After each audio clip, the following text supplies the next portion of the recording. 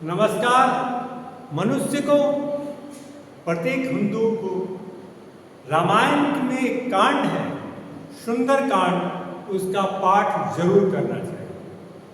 आप पूछेंगे ऐसा क्यों?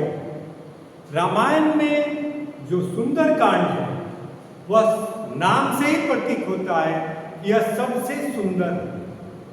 आपके जीवन में सुंदरता ले आने के लिए, आपके जीवन में खुशहाली लाने के लिए, आपके तरक्की के लिए, आने वाली समस्याओं को, बाधाओं को दूर करने के लिए अगर कोई सबसे बड़ा साधन है तो वह है सुंदरकांड। आप सुंदरकांड केवल नाम के लिए ही सुंदर नहीं, उसमें भगवान पवन पुत्र हनुमान का बड़ी सुंदरता से वर्णन किया गया है, जिसको आपको पढ़ने से ही लगेगा कि कितना सुंदर वर्णन है। भगवान राम के अनन्य भक्त महाबली हनुमान के चरित्र का चित्रण, उस चरित्र को कितनी सुंदरता से उसका वर्णन किया गया है, जिसे आप स्वयं पढ़ के अनुभव भी कर सकते हैं। और देखने से भी लगता है कि सुंदरकांड केवल नाम के लिए सुंदर नहीं है, हर दृष्टि से सुंदर है। काफी बारीकी से, काफी अच्छाई से भगवान महाबली हनुमान पवन पुत्र का वर्णन है। आप कहेंगे कि वर्णन से क्या फायदा होने वाला है? इस महाबली हनुमान वह है जो आपकी सारी बाधाओं को दूर कर देते हैं, जो प्रभु राम के और सीता के खोज में आने वाली बाधाओं को दूर कर सकता है, जो प्रभु राम के अर्धांगिनी जगत जननी मां सीता का पता लगा सकता है। तो आपके जीवन में आने वाली बाधाएं कौन सी बड़ी बात है? उनका तो वह मिनटों नहीं, सेकंडों नहीं, नैनो सेकंड में आपकी समस्याओं को दूर कर सकते हैं, बशर्ते कि आप श्रद्धापूर्वक सुंदरकांड का पाठ करें। आप देखें, आपके जीवन में जो भी समस्याएं आ रही हैं उसका समाधान सुंदरकांड से ही संभव है। सुंदरकांड से आपकी सारी बाधाएं दूर हो जाएंगी। जो भी समस्याएं हैं, जो भी आर्थिक हो, शारीरिक हो, मानसिक हो, या किसी भी तरह की बाधा हो, बाहरी बाधा हो, उन सारी समस्याओं का समाधान सुंदरकांड में संभव है। सुंदरकांड पाठ करना कोई बहुत बड़ी बात नहीं है, उसमें बहुत ज्यादा 100, 150 दोहे नहीं है। अगर आप बहुत प्रेम पूर्वक राग से या किसी भी तरह अच्छे से जब उसका पाठ करेंगे तो आप महज 45 मिनट से 1.5 घंटे के आसपास आप उस पाठ को पूरा कर सकते हैं। और पाठ करने के लिए कोई बहुत बड़े व्यवस्था की जरूरत नहीं है। पवन पुत्र हनुमान का सबसे प्रिय चीज है, वह है लड्डू। थोड़ा सा 1, 2, 4, 5, 7, 9, 11, कोई जो यथाशक्ति तथा भक्ति जितना संभव है उतना लड्डू ले लीजिए। संभव हो तो लाल फूल ले लीजिए, और संभव हो तो पवन पुत्र हनुमान का एक तस्वीर रख लीजिए, और उस तस्वीर के आगे मिठाई रखिए, स्वीट्स को रखिए और फूल को रखिए, भगवान को अर्पित कीजिए और कल्पना कीजिए कि प्रभु आपके सामने खड़े हैं, साक्षात आपके सामने खड़े हैं, आपके से पूछ रहे हैं कि बोलो आपकी क्या समस्या है। केवल इतना ही सोचिए और रामायण का सुंदर कांड निकालिए और पढ़ना आरंभ कीजिए। हाँ, पढ़ते समय श्रद्धा और विश्वास बहुत जरूरी है। जब तक विश्वास नहीं होगा, श्रद्धा नहीं होगी, तब तक किसी भी चीज की फल की प्राप्ति नहीं होगी। विश्वास तो करना ही पड़ता है, बिना विश्वास के कुछ नहीं। इसीलिए कहा गया है विश्वास फलदायक।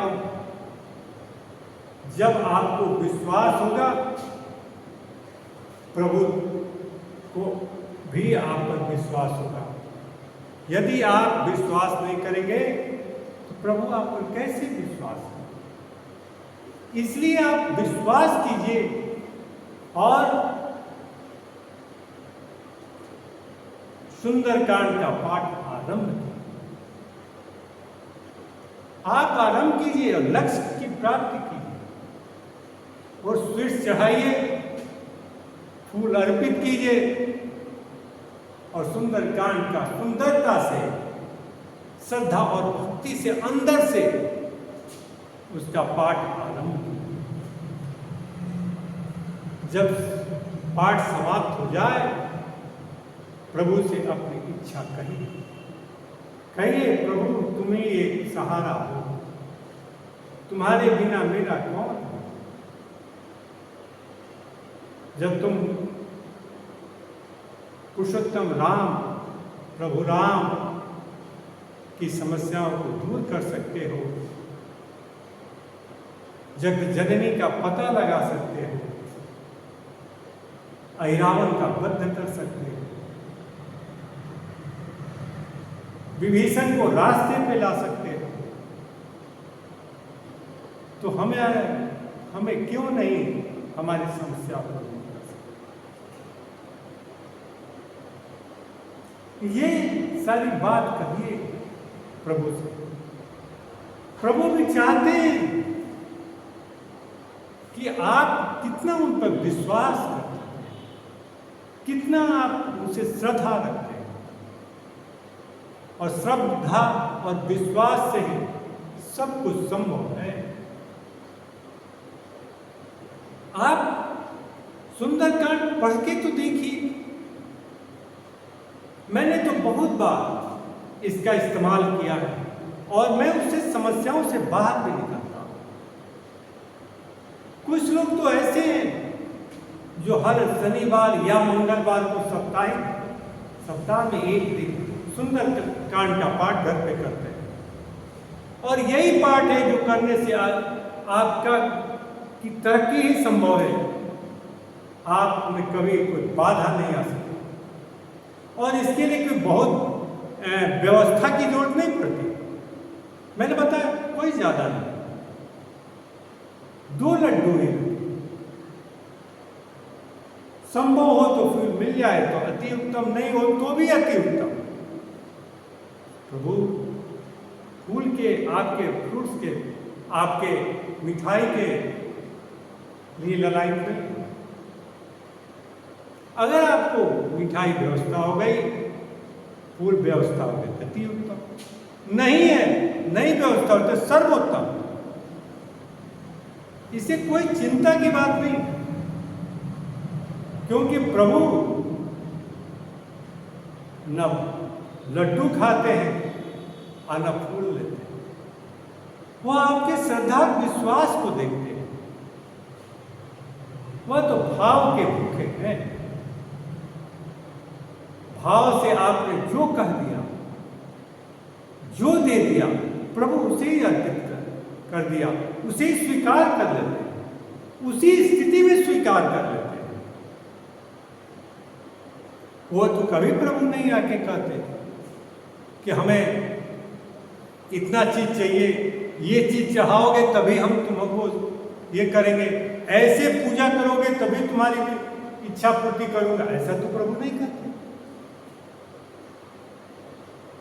इसीलिए तो भारत में जितने हिंदू हैं उनकी पूजा करने की पद्धति अलग अलग है। प्रत्येक व्यक्ति का शायद ही कोई दूसरा व्यक्ति सेम फॉलो करता होगा पूजा का पद्धति।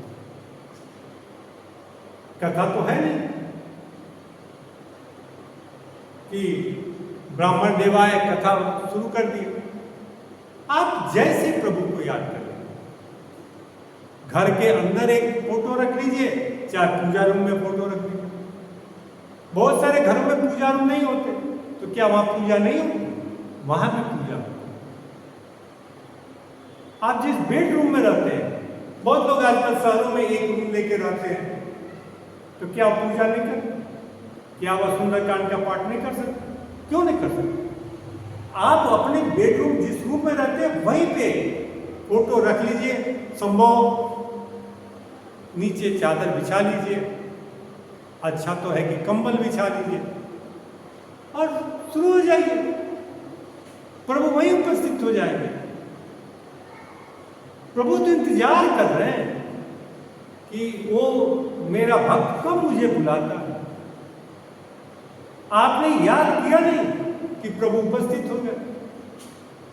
प्रभु उपस्थित हो जाते हैं और प्रभु चाहते हैं, देखते हैं कि मुझ पर मुझे बुलाने वाला कितना विश्वास करता है, कितना उसे अपने आप के साथ मेरे पर विश्वास है। और विश्वास फलदायक है, विश्वास फल देता है। आप लाख घंटी बजाते रहेंगे, लाख मिठाई पर मिठाई बांटते रहेंगे, चढ़ाते रहिए, फूल टुकड़ी का टुकड़ी चढ़ाइए, लेकिन अगर आपको प्रभु पर विश्वास नहीं है तो आपको फल की प्राप्ति नहीं हो सकती। ये दूसरी बात है कि बहुत लोगों को बहुत सारी चीज मिल जाती है, वो कर्मों का फल। इस पर कभी दूसरी बार चर्चा करें, कर्म फल के बारे में। वो कर्मों का देन है।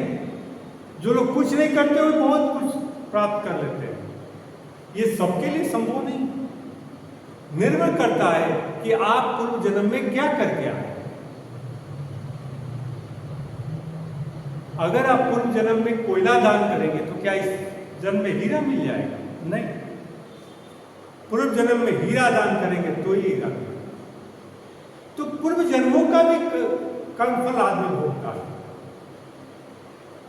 ये बहुत बृहद सब्जेक्ट है, मैं इस पर कभी दूसरी बार चर्चा करूंगा। मैं अभी सुंदरकांड पर ही रहना चाहता हूं।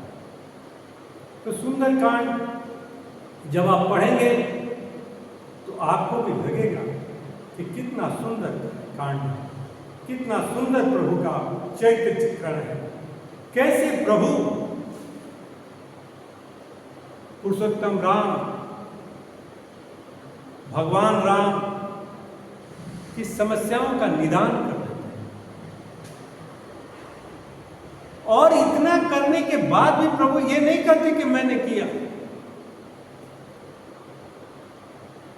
लंका जला कर नहीं नहीं नहीं, राम भगवान प्रभु कहते तुमने तो लंका का नहीं नहीं प्रभु मैंने तो जलाया ही नहीं, वो तो जल गया क्योंकि आपका प्रताप था इसलिए जल गया। तुम गए थे कि मैं थोड़े गया प्रभु, मैं तो मुद्रिका लिया था इसलिए चला गया। आपने मुद्रिका दी थी, आपने भेजा था इसलिए मैं चला गया, मैं तो कुछ किया ही नहीं। सोचिए इतना बड़ा काम हो जाता है तो भी प्रभु ये नहीं कहते कि मैंने, कहते प्रभु सब तो आप ही ने किया। इतना बड़ा काम करने वाला व्यक्ति आपसे क्या फूल और मिठाई के लिए ललाई था? नहीं, वह तो आपसे श्रद्धा और विश्वास था। भगवान कभी मिठाई और फल के और आडंबरों के चक्कर में नहीं रुक पाए। भगवान यही देखते हैं कि आप कितना श्रद्धा और विश्वास से उनको याद करते हैं। जब आपके